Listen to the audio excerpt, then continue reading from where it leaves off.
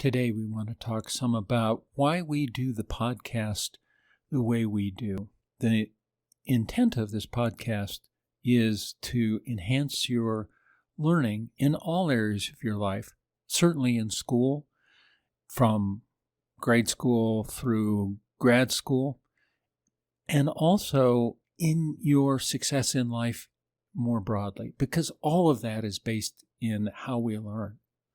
We were looking at a very popular website today for supporting learning. It was very interesting to us.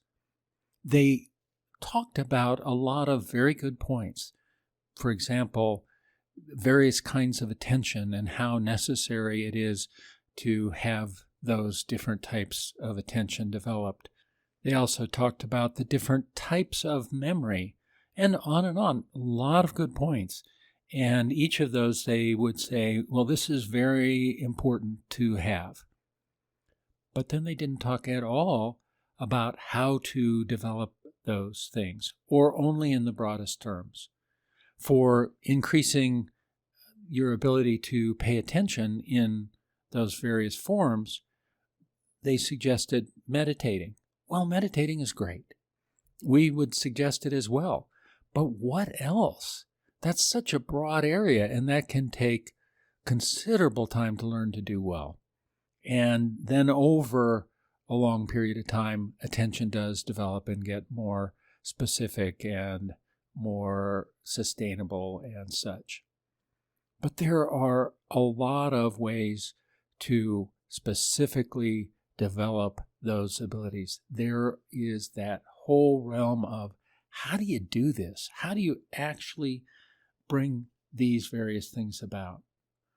This is very much like saying that it would be a really good idea if you built your own house.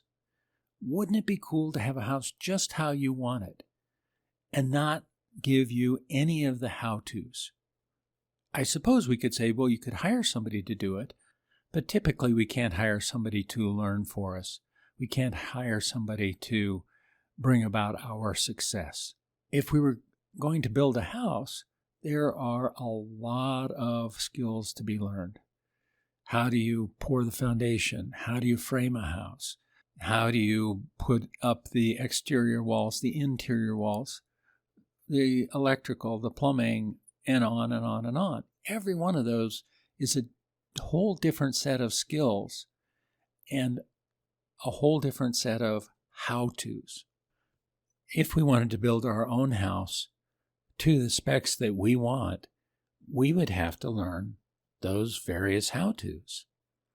And that's doable. And of course, a lot of us would say, well, I'd rather have somebody else build it or buy one that's already built or rent or all those things. When it comes to learning and learning how to be successful, we need to develop our own skills, and we need to learn how to refine those skills as we go. Here at Learn to Learn, we think of each of these podcasts as a toolbox filled with new tools, showing you how to do each of the things that these cover in a very specific way. And we base that on decades of clinical experience as well as on the research and studying people that are very good at doing these things. If, for example, you were going to build your own house, one of the things you would want to do is study with a master carpenter and really learn all of the skills that go into doing carpentry and learn them in a way that you now have proficiency in them. We have done exactly that sort of thing with many, many of the skills that we pass on to you. We've gone and found people that are very good at doing what they do. Then we've asked them a lot about how they do that.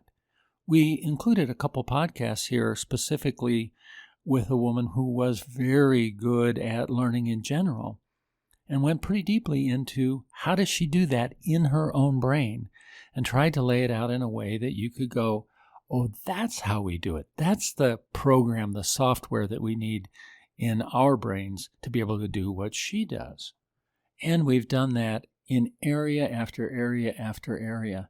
And then we've spent decades learning how to impart that to others, and through that experience, learning how to refine those processes, both in terms of how is it best done internally, how do we do it in our own consciousness, and also how do we impart it the best that we can. This is a very different approach than how research on these very subjects is usually done. Typically in research, we would start out with a hypothesis, and then we would test it amongst a diverse group of people, testing our hypothesis to see if that specific intervention makes a difference. And we have tremendous respect for this approach. The scientific method is very powerful. It's just not the only way to approach this type of a subject.